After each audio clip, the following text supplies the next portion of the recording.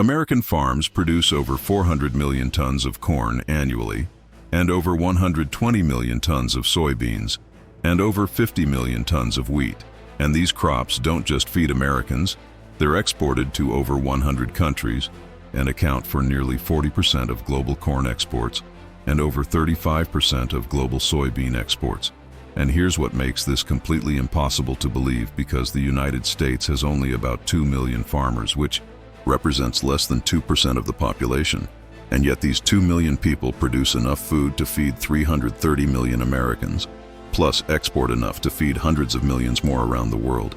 And we're talking about productivity levels that seem almost fictional, because a single American farmer feeds over 160 people compared to around 20 people in the 1950s and around 5 people in 1900. And the numbers are staggering because American agriculture produces over $400 billion in output annually from just 900 million acres of farmland. And this productivity per acre and per farmer exceeds almost every other country by factors of 5 or 10 or more. And when you look at specific crops, the dominance is overwhelming, because the United States produces more corn than the next 4 countries combined, and is the world's largest exporter of agricultural products with over 170 billion in annual exports. And here's the part that seems literally impossible, because countries with far more farmers like India with over 140 million farmers, or China with over 200 million farmers, produce less total agricultural output than America's 2 million farmers. And the question that agricultural economists obsess over is how a tiny fraction of the American population generates enough food to feed half the world. And the answer involves 5 specific mechanisms that work together like an engine, where each component multiplies the effectiveness of the others.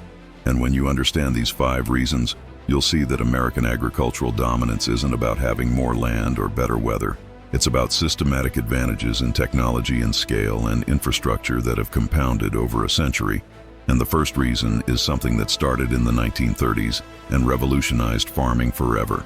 And that's mechanization at a scale that no other country has matched, where American farms use equipment so sophisticated that a single person can farm thousands of acres. And here's how mechanization changed everything.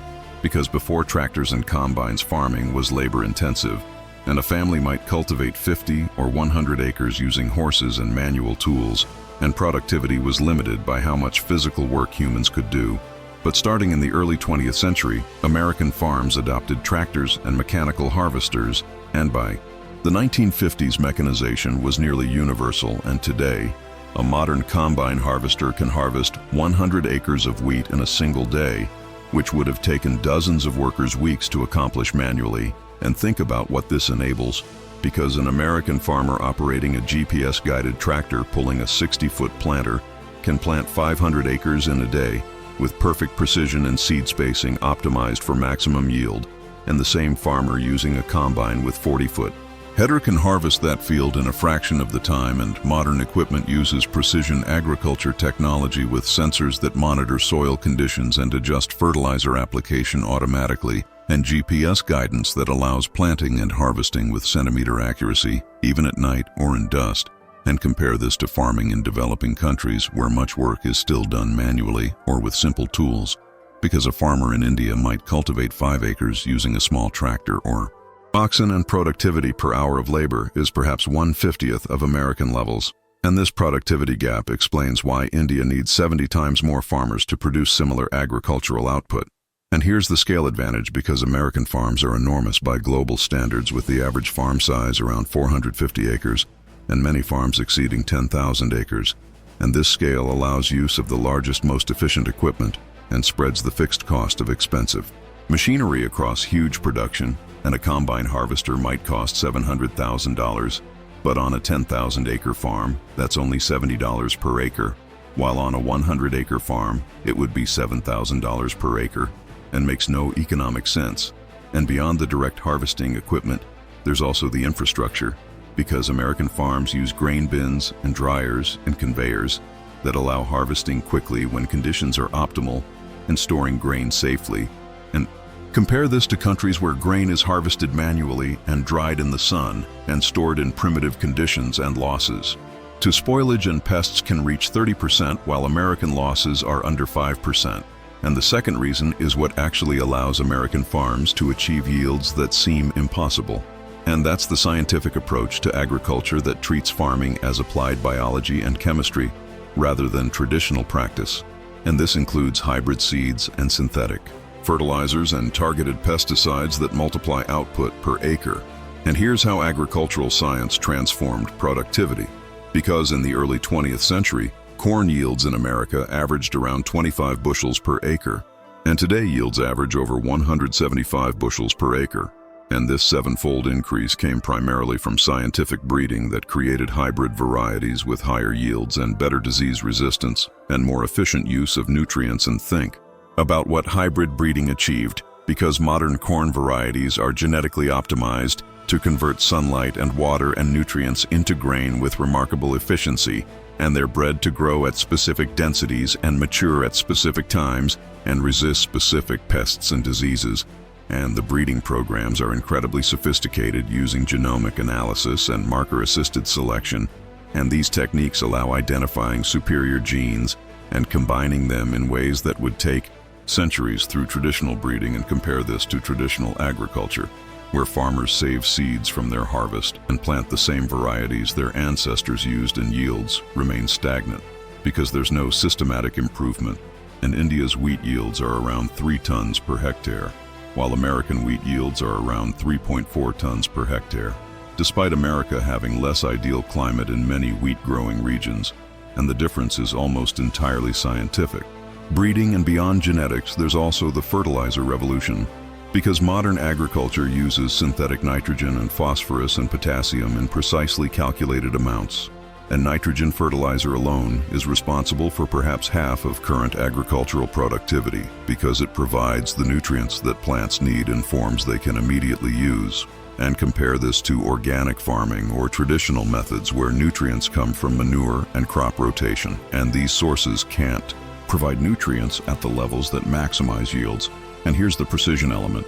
Because American farmers don't just apply fertilizer randomly, they use soil testing and aerial imagery and yield maps to vary application rates across fields and put more fertilizer where it's needed and less where it's not. And this precision increases efficiency and reduces waste. And the same applies to pesticides, where farmers use integrated pest management and only spray when necessary and use the minimum effective amount. And the third reason is something that operates invisibly, but determines whether food gets from farm to consumer. And that's the infrastructure system of grain elevators and rail networks and ports that allows moving massive volumes of agricultural products efficiently. And this logistical advantage is perhaps more important than production advantages. And here's how agricultural infrastructure works. Because American farms are often hundreds of miles from consumers or export ports, and moving grain requires a sophisticated system, and the United States has over 12,000 grain elevators distributed throughout agricultural regions. And these elevators buy grain from farmers and store it and blend it to meet quality specifications and load it onto trains. And the rail network is optimized for agricultural transport, with unit trains carrying nothing but grain in 100-car sets from Midwest to Gulf Coast ports. And think about the scale, because during harvest, a single grain elevator might receive hundreds of trucks per day from farmers and load 5 to 10 trains per week. And each train carries over 100 rail cars, and each car holds about 100 tons. And this means a single train can move 10,000 tons, and the logistical coordination required to make this system work is enormous. And compare this to countries with inadequate infrastructure, where farmers struggle to get products to market because roads are poor and storage is inadequate and transport is expensive. And in India, it's estimated that up to 40% of fruits and vegetables spoil before reaching consumers because infrastructure is lacking. And this waste effectively negates productivity improvements. And here's the export advantage, because American agricultural infrastructure connects directly to deep water ports on the Gulf Coast and Pacific that can load vessels carrying 50,000 tons of grain. And these shipments go to customers worldwide, and the entire system from farm to ship is optimized for efficiency and low cost, and American grain can be delivered to customers in Asia or Africa more cheaply than grain from local producers, despite traveling thousands of miles. And beyond the physical infrastructure, There's also the market infrastructure because the Chicago Board of Trade has been trading grain futures for over a century, and this market allows farmers to lock in prices before harvest and reduces risk and provides price discovery. And compare this to countries where farmers face enormous price uncertainty and might harvest a crop only to find that prices have collapsed because everyone harvested simultaneously and there's no futures market to hedge risk. And the fourth reason is what makes American agriculture sustainable despite intensive production, and that's the irrigation systems and water management that allows farming in regions that would otherwise be too dry. And this water infrastructure represents massive investment that took generations to build, and here's how irrigation transformed American agriculture. Because much of the most productive farmland in America is in regions like the Great Plains that receive insufficient rainfall for high-yield agriculture. And the solution was massive irrigation projects using groundwater from aquifers and surface water from rivers. And the scale of this irrigation is enormous, with over 55 million acres of irrigated farmland in the United States. And think about what this enables, because the Ogallala Aquifer underlying the Great Plains provides water for over 16 million acres and allows farmers in Kansas and Nebraska to grow corn and soybeans in regions that naturally would support only wheat or grassland. And the irrigation infrastructure includes center pivot systems that can water 160 acres using a single machine that rotates around a central well. And these systems apply water efficiently with minimal waste and can operate automatically based on soil moisture sensors. And compare this to rain-dependent agriculture, where yields vary enormously depending on weather, and a drought year might reduce yields by 50% or more, while irrigated agriculture maintains consistent production.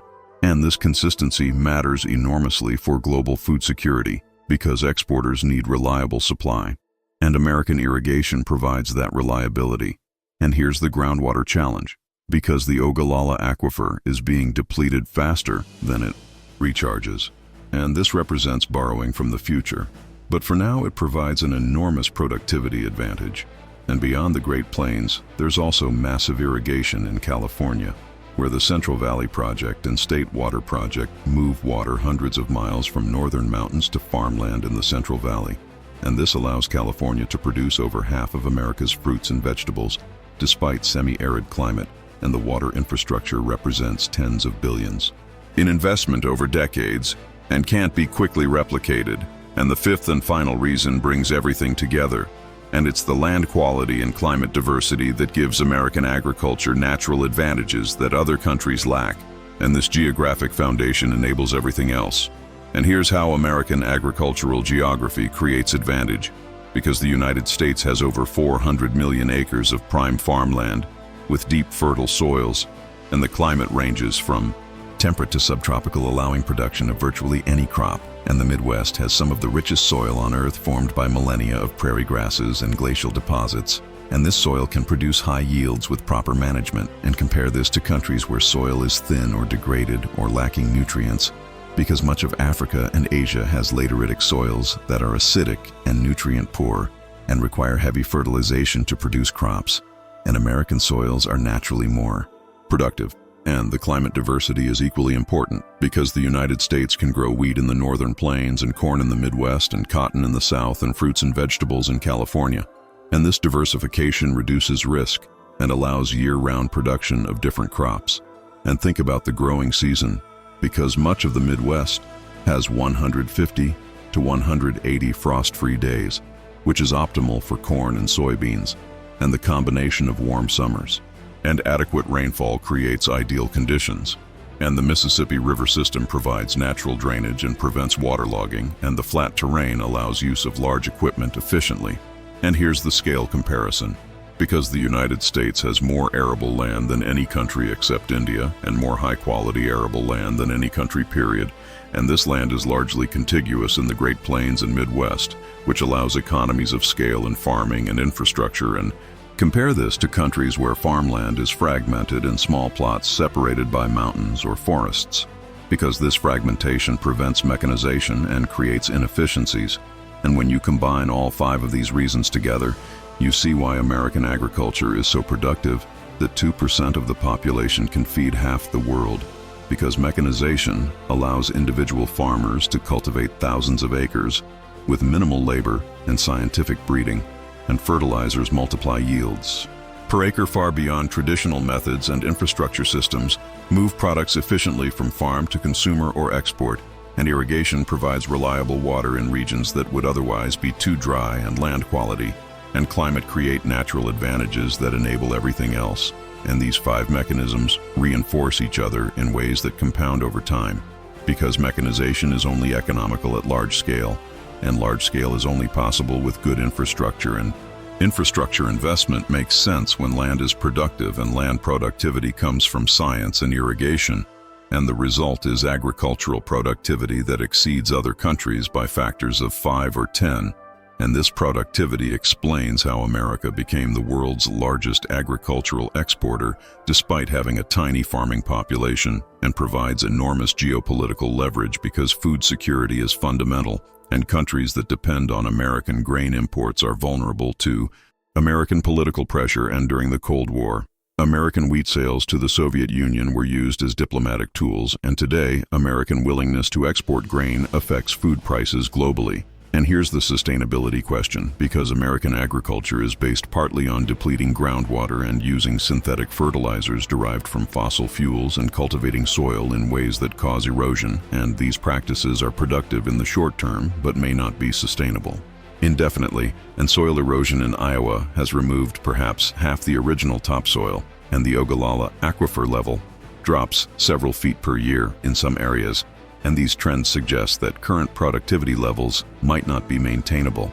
And yet for now, American agriculture remains incredibly productive and continues to feed hundreds of millions beyond American borders. And understanding these 5 reasons shows that agricultural productivity isn't primarily about hard work or favorable.